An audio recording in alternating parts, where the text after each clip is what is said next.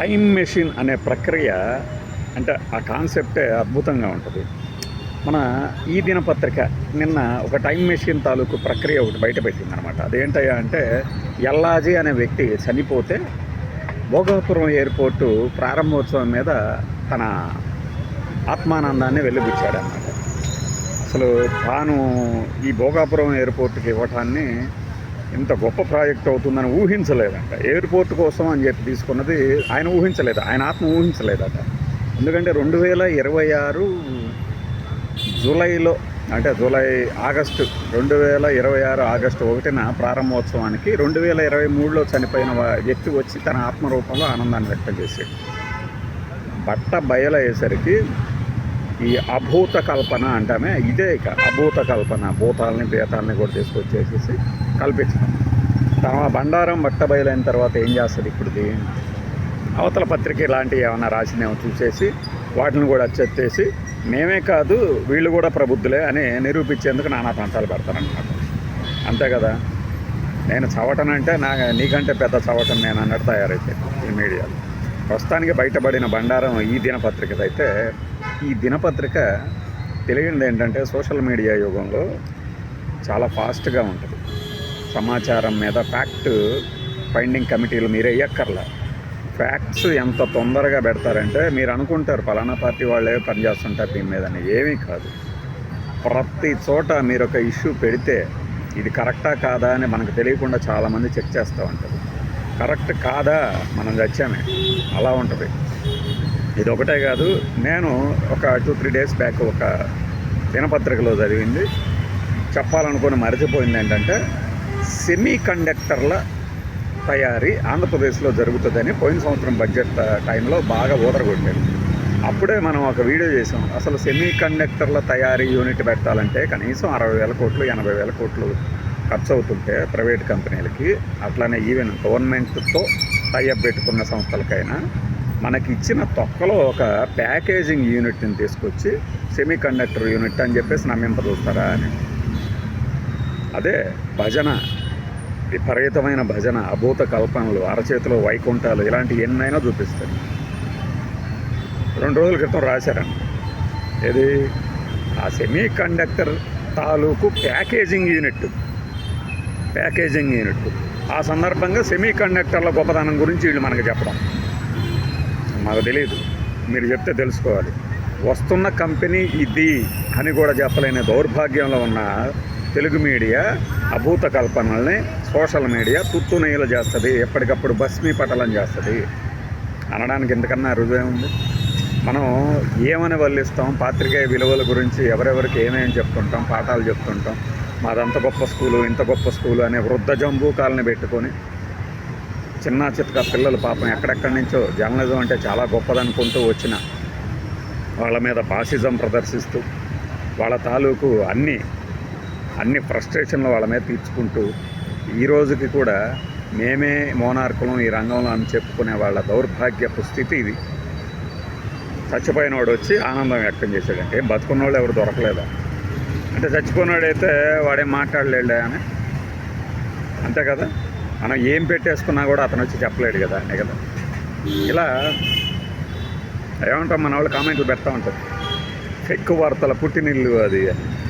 మనం ఆ స్థాయికి వెళ్ళం. కానీ ఇప్పుడు చచ్చిపోయినవాడు వచ్చి ఈ ప్రాజెక్ట్ ఎంత గొప్పదవుతుంది అనుకోలేదు అని బయట వేయాల్సినంత అవసరమేంటి? అంత అవసరమేంటి మనకి? మనం నెత్తి మీద మోస్తున్నటువంటి పార్టీల దగ్గరికి వెళ్తే 1,00,000 మంది దొరుకుతారు కదా. ఆహా అద్భుతం, ఓహో అద్భుతం అని చెప్పేసి చెప్పడానికి. ఉత్తరాంధ్రకి మణిహారం అని రాసుకోండి, మణిపూస అని రాసుకోండి, మెడలో సిగలో ఒక కిరీటం అని రాసుకోండి, ఏకని రాసుకోండి, మీ ఇష్టం వచ్చింది రాసుకోండి. మన పార్టీ కార్యకర్తలు ఉన్నారు కదా చెప్పడానికి. అద్భుతం, అవును, నెంగి నుంచి వచ్చేసింది గంగ, అపర భగీరథుడు, అసలు అపర వాయుపుత్రుడు, గాల్లో ఎగురుతున్న విమానాలు రై రై రొయ్ రొయ్ అని రాసుకోవచ్చే. టైం మెషిన్ లాగా చచ్చిపోయిన ఆయన వచ్చేసి అంటే గ్యాస్ క్రైసిస్ వచ్చినప్పుడు పెట్టారే జోకులు మన వాళ్ళు. ఏమని? నేను ఇవాళ బుక్ చేశాను, ఈరోజు సాయంత్రం బుక్ చేస్తే నిన్న పొద్దునే డెలివరీ అయింది అన్నట్టు. ఈరోజు సాయంత్రం బుక్ చేస్తే నిన్న పొద్దునే డెలివరీ అయిపోయిందట. ఎందుకు అంటే ఆయన ఉంటే అన్నీ సాధ్యమే. అట్లాగా ఇక్కడ కూడా ఇంకొక ఆయన్ని తయారు చేద్దామని. భోగాపురం ఎయిర్పోర్ట్ గురించి గొప్పతనం. ఇప్పుడు ఏ ఎయిర్పోర్ట్ అయినా అదే రేంజ్లో కడుతున్నారు. ఆషామాషి ఏం కట్టి వదిలేట్లా అన్ని వేల కోట్ల ప్రాజెక్టులు వాళ్ళు టెండర్లు పిలిచేసి వాళ్ళకి ఇస్తున్నారంటే ఊరకనా మరి. తర్వాత ఛార్జీలు కూడా అంతే ఉంటాయి కదా. మీరు ఎయిర్పోర్ట్ గురించే కాదు, ఏ ఇన్సిడెంట్ గురించి అయినా సహేతుకంగా రాయండి. బుల్లెట్ రైలు ప్రాజెక్టు గురించి ఏంటి మీరు చెప్తుంది ప్రతిసారి? అవి బుల్లెట్ రైళ్ళు కాదు, జపాన్ చెప్తే బుల్లెట్ రైళ్ళు కాదు మనకు వచ్చేది. ఆ రైళ్ళు కూడా ఇప్పట్లో వస్తాయో లేదో కూడా తెలియదు. మనం తయారు చేసుకున్న స్పీడ్ రైల్స్ని తయారు చేయబోతున్నాం. వందే భారత్ రైలు గంటకి 120, 130 వెళ్తుంది. ఇంకొక 100 పెంచేస్తాం. ఆ వెళ్ళే టైంలో వేరే ఎదురు రైళ్ళు రాకుండా వేరే ట్రాక్ దాకా కూడా అవసరం లేకుండా కూడా చేస్తారు. లేదు వేరే ట్రాక్ కూడా నిర్మిస్తే. అవి స్పీడ్ రైలు కారిడార్లకి బుల్లెట్ రైలు కారిడార్కి తేడా లేదా? ప్రతి నెలలో బుల్లెట్ రైలు గురించి ఒక వార్త ఉంటుంది కదా. ఏంటి మరి దీన్ని ఏమంటారు? దీన్ని జర్నలిజం అంటారా? మీకు ఎవరు చెప్పారు? డిపిఆర్లే రెడీ కానీ ప్రాజెక్టులకి detailed project report or detailed plan రిపోర్ట్ని తయారు కాకముందే, ఆమోదం ముందే మనం ఆనందం తొణికిసలాడుతుంది. కురివిప్పిన మయూరాల్లాగా వర్షాల్లో గెంతులేస్తున్నారు అందరూ అని ఎట్లా రాస్తారు? వీటిని ఏమంటారు మరి? మీరు ఒకసారి ఊహించుకోండి. అక్కడ బడ్జెట్లో ఇలా చెప్పగానే మనవాడు ఇలా ఆనందం తొణికిసలాడుతుంది, పరవాళ్ళు దొక్కుతుంది ఉత్సాహం అని. కానీ మన వాళ్ళందరూ ఆర్టిఫిషియల్ ఇంటెలిజెన్స్ ద్వారా జనరేట్ చేసిన విజువల్స్లో వర్షం పడుతుంటే ఆనందం తొణికిసలాడుతుంటే వెనక నుంచి నెమ్మలికి పింఛం వచ్చినట్టు మగాళ్ళకి ఆడాళ్ళకి అందరికీ పింఛాలు వచ్చేసి డ్యాన్స్ లేకుంటే ఎలా ఉంటుంది? ఇవన్నీ క్రియేట్ చేస్తారు వీళ్ళకి. ఒక 4-5 లైన్లలో 2 లక్షల కోట్ల పెట్టుబడులు హెడ్డింగ్ లోపల మా మెమరాండం ఆఫ్ అండర్స్టాండింగ్ కుదిరింది. 2032 నాటికి పూర్తవుతుంది. ఏంటి మరి ఇప్పుడే ఎందుకు రాయాలి? 2 లక్షల కోట్లు వచ్చినప్పుడు రాయొచ్చుగా. మొత్తం మీద మన వ్యక్తి ఎవరో కామెంట్ చేశారు, గుర్తులేదు నాకు. మొత్తం మీద గ్రౌండింగ్ అయినాయి 6,000 కోట్లు. ఎక్కడ 29 లక్షల కోట్లు, ఎక్కడ 6,000 కోట్లు? ఉందా ఏమన్నా సంబంధం ఉందా? పోల్చగలమా? అసలు పర్సంటేజ్లోకి మార్చగలమా? 29 లక్షల కోట్లు అంటే 2.9 లక్షల కోట్లు, దాదాపు 3 లక్షల కోట్లు 10%.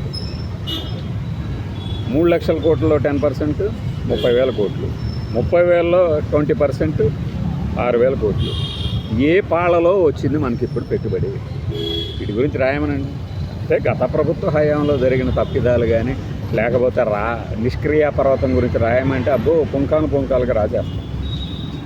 ఎందుకు ఈ ఒక్క చిన్న వార్తతో మన పరువు ప్రతిష్టలు పోవా? సిగ్గుండక్కర్లేదు, ఎవరినో బాధ్యుని చేస్తారు. మళ్ళీ పొరపాటున ప్రచురితమైంది అని చెప్పేసి వ్రతం జరుగుతుంటే పిత్తిన ముత్తైదవులాగా చిన్న సవరణాన్ని ఎత్తారా? ఏరు మనకెందుకు? అలా ఉంటాయి. సెమీ కండక్టర్ యూనిట్కి సంబంధించి చూడండి. అది సెమీ కండక్టరా, అడ్వాన్స్డ్ ప్యాకేజింగా ఏందో చూడండి. చూసి అప్పుడు మాట్లాడండి. ఇంకొకటి బయలుదేరుతాడు వెంటనే ఏమని, ఏదో ఒకటిలే అయితే ఆ ఒకటే రాయి, ఏదో ఒకటిలే అనుకుంటే ఆ ఒకటే రాయి. పనికి మాలిన ఉపోద్ఘాతాలు, పనికి మాలిన ఉపమానాలు, పోలికలు ఎందుకు మనకి? నేల మీద ఉండాలిగా కాళ్ళు.